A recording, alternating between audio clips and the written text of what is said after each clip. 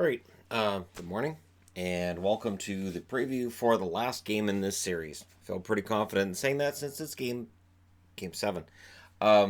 Series, of course, tied at 3, and all time in game 7s. The Minnesota North Stars, these guys were 3-4. The Dallas Stars are 2-3. So overall, the organization 5-7 in its history. The St. Louis Blues are 8-8. So neither team has a tremendous Game 7 record, but Game 7s are really kind of a crapshoot. I'm leaning towards St. Louis just because of the way this series is unfolded. Game 1 was a 3-2 win for St. Louis. Your game-winning goal was Vlad Tarasenko's at 3:51 of the third.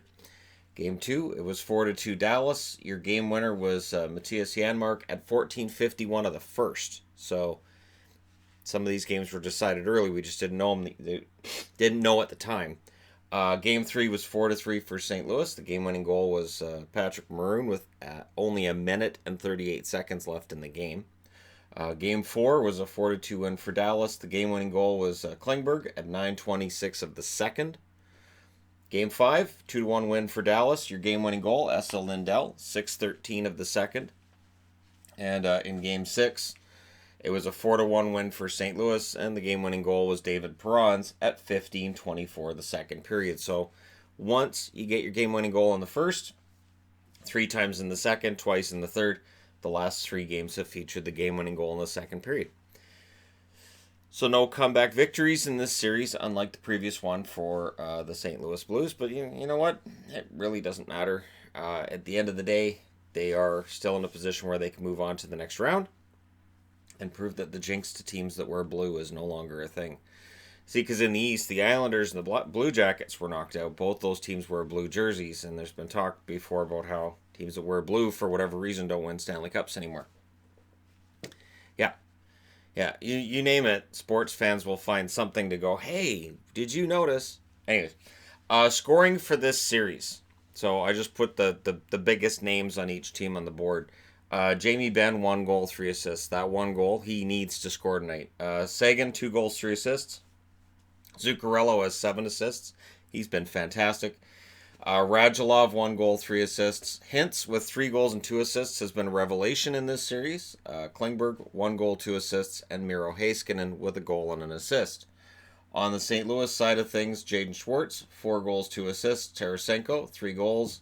Ryan O'Reilly with 4 assists. Perron, a goal and an assist. Braden Shen with 1 assist.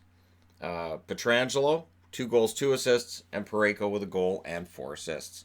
And I came up with that by going through all the game summaries. And notable is that every time that you see a Dallas game and somebody who hasn't been watching Dallas watches them, they realize Miro Heiskanen is a pretty good defenseman. We know that in Dallas. And Finland's been pretty outspoken about how good he is too, and for good reason. But yeah, it's going to be interesting to see which of the big scorers that has a small number on the board right now ends up being a story at the end of the night. Or maybe none of them. Maybe one of these teams moves on with a underwhelming performance from a star player that can then have that amazing performance in the next round. Goaltenders, Bishop and Binnington. Here's what's interesting with the goaltenders. They have faced a difference of 1 shot, and they have the exact same number of saves. So 160 saves on 176 shots for Ben Bishop, who is reported to be good to go for the next game. 909 save percentage for him in this series. Binnington, 160 saves on 175 shots, a 914 save percentage for Binnington. The overall trend, there isn't one. I put all 6 games on the board, there isn't one. Bishop saved 16 out of 20 in the last game where he got hurt. He should have been taken out before he was.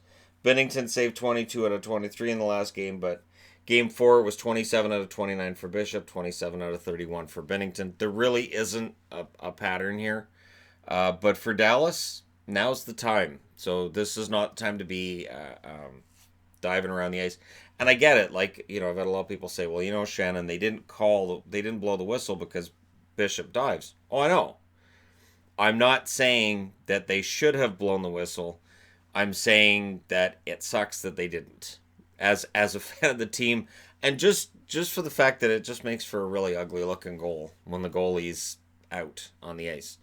And then they left him in. It's still weird to me that they left him in. But anyways, he gets chance of redemption tonight. Game 2 was in St. Louis. They won that one. Game 5 was in St. Louis. They won that one. So they are 2-1 in St. Louis. Can they go 3-1? If they do, then St. Louis will be remembered in these playoffs for having a horrible record at home. If St. Louis wins Game 7, all is forgiven, and then they wait for the winner of San Jose and Colorado. And that's the fine line between winning and losing in the NHL. So let me know your pick. Let me know your thoughts. Don't forget to hit like and subscribe if you're browsing your way through just tapping upon this video. This is going to be a fun game one way or the other, and I'm proud of Dallas, win or lose. Let me know your thoughts as always. Don't forget to hit like and subscribe, and I'll talk to you again soon.